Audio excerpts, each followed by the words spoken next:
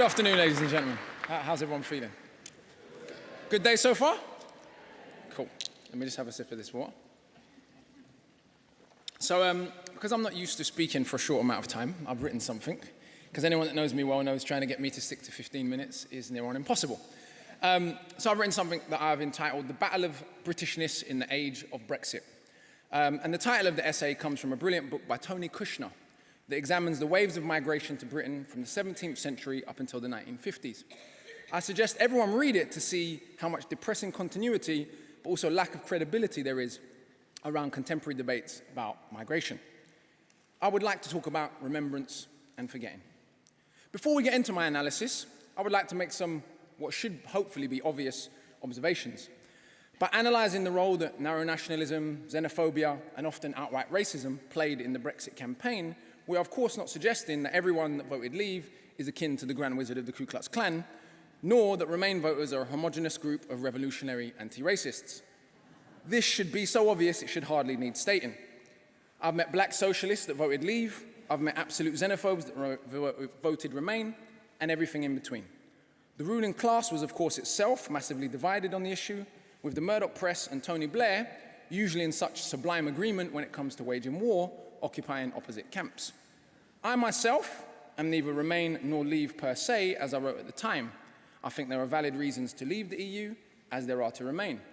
But I was driven to a Remain position by A, the xenophobic tone of the Leave campaign, though the intellectual quality on both sides was absolutely shocking, and B, an assessment of Britain's current political landscape. So whilst there are obviously multiple motivations around such a complex issue, what I do wish to emphasize, as a few other scholars have, is the role that race, xenophobia, anti-intellectualism, and ahistorical analyses played in the Brexit campaign, popular perceptions of it, and thus arguably its outcome. But first, Britain's Racial History 101. Our project of national forgetting and selective remembrance has been so successful that we often like to believe that race is what happens elsewhere, in the USA perhaps. But Britain built an entire global empire nourished in no small part by the assumption that white humans were superior to all others. People that were non-white came to be seen and treated not just as a lower class of humans, but often as non-human. This ideology was created not by poor people. This is important and has relevance today, as often poor people are painted as the most or even the only racists, which is classist nonsense. Race, rather, was codified by some of the greatest thinkers educated at the top universities of the modern age, Kant to Linnaeus, Blumenbach to Hume. And the idea of race was used by a pan-European ruling class to devastating effect.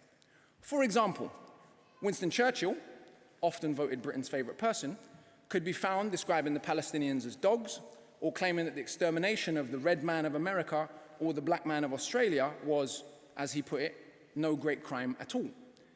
He also blamed Indians for breeding like rabbits when millions of them were starved to death during British rule. Yet, sections of our political class worship this man, we put him on banknotes, and perhaps expect those of us whose extermination he would call no great crime to say nothing at all. Of course, Britain, then as now, was not a monolith, and this philosophy sat uneasily or wrestled with profound social movements such as the abolitionists, the Chartists, the campaign to end child labour, the vote for women or for poor people, and, interestingly for me, the Pan-Africanist movement. Its first conferences were not in America, the Caribbean, or Africa, but right here in the heart of empire.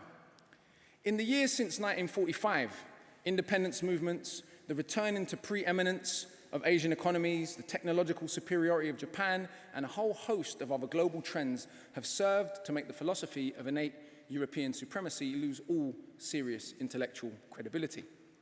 Why is this important to Brexit, you may ask? Well, as many scholars have decisively shown, race has played a determinant role in much of Britain's entire post-war migration policy. For example, as Baminda K. Bambra writes, the BNA, British Nationality Act, was passed in light of India gaining her independence in 1947 and the white settler dominion colonies of Canada, New Zealand and Australia set to become fully independent in 1948. As Britain was still an imperial state, despite these losses, the form of citizenship outlined in the BNA was shared across the UK, its colonies, its former colonies, and its dominion territories. These were citizen of the UK and its colonies, and Commonwealth citizen.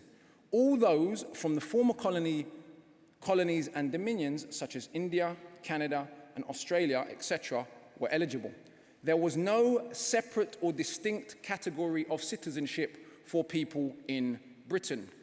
At the point of setting out the BNA in 1948 then, British citizenship, together with the right to live and work in Britain, was afforded to in excess of 850 million people, albeit within the white dominion, whites-only immigration policies excluded fellow British subjects. This movement of British citizens from darker countries, as was their right under the 1948 British Nationality Act, was thrown into relief by a much greater movement of people to Britain who did not have British citizenship, about whom very little was written then or is even discussed now. In the 5 years after the end of the Second World War, close to 100,000 Eastern European refugee workers from displaced person camps in Italy, Germany, and Austria were recruited directly to work in Britain. Those who passed the medical examination were transported to Britain and allocated 3 years state-directed employment, accommodation, social welfare, and education. They were then permitted to naturalize. Incidentally, European Jews were explicitly prohibited from the scheme. In addition, approximately 128,000 people of Polish origin, specifically Polish armed forces in exile in Britain, along with their dependents, settled permanently in Britain under the terms of the Polish Resettlement Act of 1947. Close quotes. What does this mean? It means that even though far more migrants came from Europe in the post-war years than did people from, say, the Caribbean, and even though they were not British citizens nor English speakers, they have faded into obscurity and become official citizens of the UK, whose status as recent immigrants is largely unknown. By contrast, those of us whose grandparents were British citizens and English speakers are still often seen and referred to as immigrants. Clearly, the culture is not the issue here. The presence of mass European migration in the post-war years did not elicit a Keep Britain Anglo-Saxon campaign. I've heard it mentioned that the British people were not consulted about this post-war migration many times during the Brexit campaign, but simply this ignores the fact that people that came from the Commonwealth were already British. This was put pay to them, as Elliot Cooper from Oxford University notes. The 1962 Immigration Commonwealth Act repealed the free movement of subjects of the British Empire migrating to the mother country. British imperial subjects now had to prove that they had a grandparent with a British passport. The fully intended consequence of this was to halt the migration to Britain by people of African or Asian heritage, with those from the white settler colonies, South Africa, Australia, etc., being the only colonial citizens who could satisfy the criteria. The last Commonwealth Act was passed in 1971. Britain subsequently joined the EU.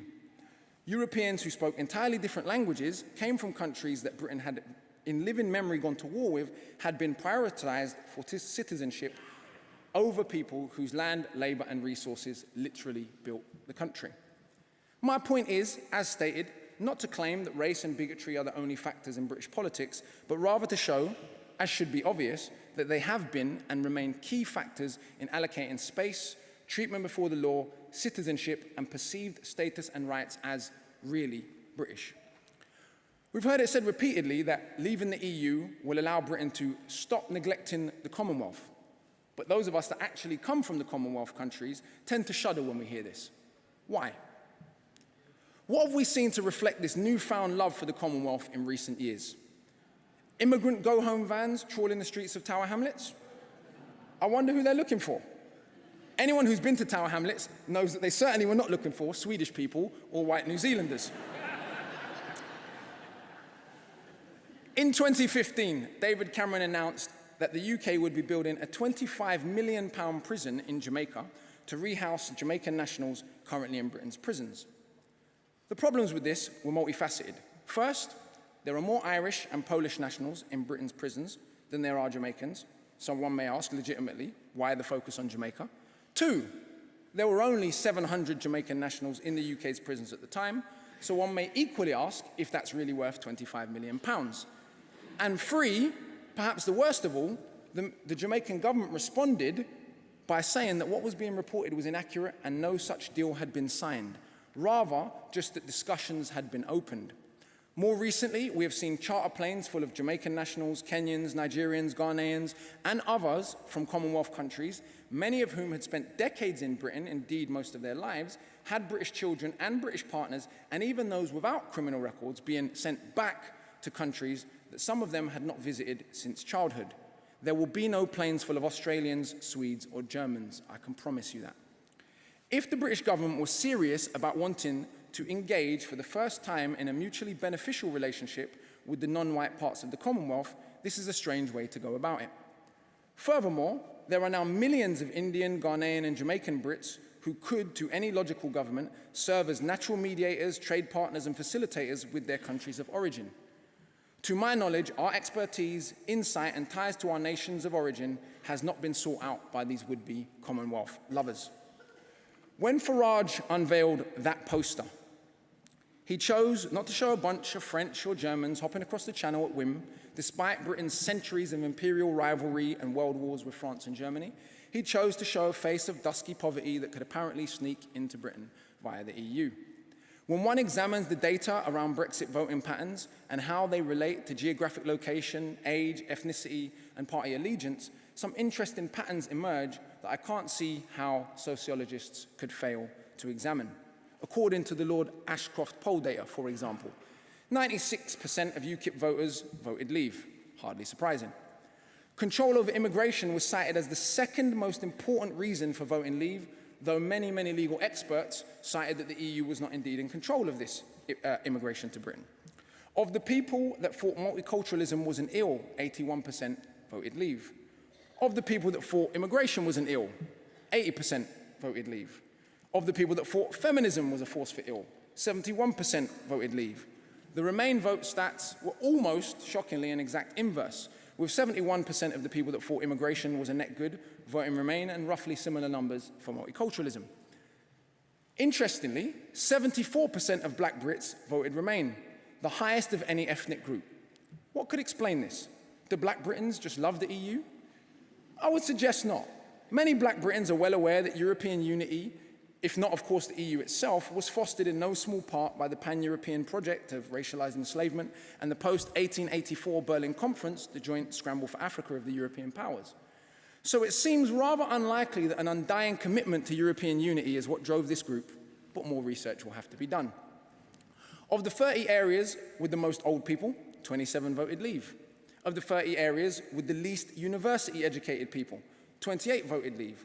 Of the 30 areas with the most people identifying as English and not British, all voted Leave. The young skewed Remain, the old Leave.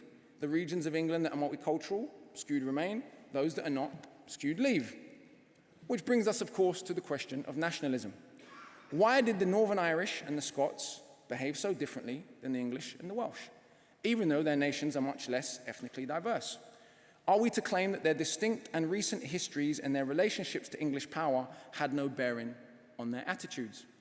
I'm not romanticizing Scotland, even though my mum's family come from there, nor claiming that there is no racism there. I am just saying that the political trajectories of the two countries and the vastly differing attitudes to a whole range of things, including Britain's imperial legacies, the maintenance of Trident, immigration and asylum, from the two major parties in each country, to me at least, are rather revealing. Or we could contrast the BNP with the SNP, or the tone of the Brexit campaign with that of Scottish independence, to see other cultural differences. That England, a country not invaded since 1066, apart from a very obscure attempt to invade through Wales by the French in 1797, so, a country not invaded very often in the last millennia, can have a party named the UK Independence Party win 13% of the national vote, speaks volumes of our collective amnesia and ability to distort the facts. Incidentally, why is election turnout so much higher in Scotland, and why did UKIP get less than 50,000 votes north of the border? These questions will also have to be examined further. We know that 44% of Britain is proud of the empire, and we have chants of Empire 2.0 from politicians to Piers Morgan. It may seem that many people in England's inability to reconcile themselves to the fact that it is no longer 1851 and Britannia does not rule the waves, what Gilroy calls post-empire melancholia, has to come to be part of any understanding of the contradictions of contemporary UK politics.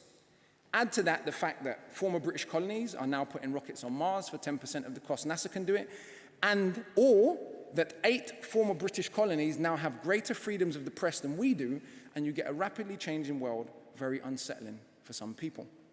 We have been told that Brexit, as so much else, was about class, economic anxiety, feelings of being ignored, and there is without a doubt validity to that.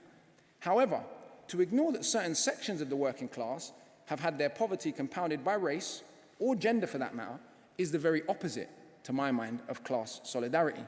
It positions the white working class as the working class, which is a strain that runs through much Eurocentric leftist scholarship in general, so it's hardly surprising, but it has no basis in the facts. As when Theresa May speaks of the patriotic working class, whom Jeremy Corbyn is neglecting, to whom is she referring? She means, of course, as all rulers do, that those who follow me are patriotic, those who do not are not.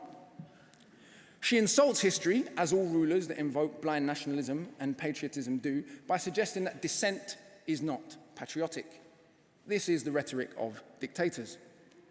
As many UKIP observers has noted, it seems the Tories have stolen a large part of their philosophy.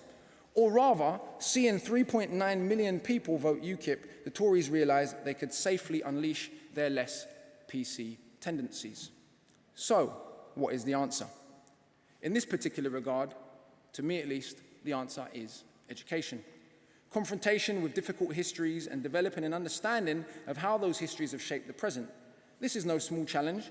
It would include admitting that people colonised by Britain seem to have a strangely different memory of what it was like than do the British ruling class.